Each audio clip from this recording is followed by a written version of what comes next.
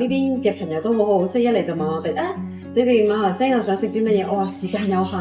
我哋就即係揀啲我哋即係最掛住嘅美食，都可能有1年幾嘅時間冇過嚟咁樣咯。咁有食肉骨茶，琴日就去咗食咖喱麵，係啦，即係好掛住呢個風味咯。我真係好中意馬來西亞呢個地方，同埋我會覺得大家都好喜歡我哋咯，即係我都好希望再開翻一個，未諗到未必係火鍋店嘅，即係可能再開一個店喺呢邊，咁啊大家都支持嘅。攞咗獎，我會覺得發咗一場好好嘅美夢咁樣。我屋企就有做咗一個獎櫃嘅，咁我嗰日攞完個獎之後再翻屋企咧，我就將佢擠咗喺最上邊嗰格。咁當我望住呢一個獎櫃嘅時候，我會覺得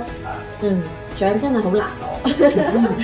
好難攞。但係我會覺得俾咗我一個好大嘅動力同埋一個鼓勵，因為我係每一日喺房間行出嚟一望就係冇望到個櫃嘅。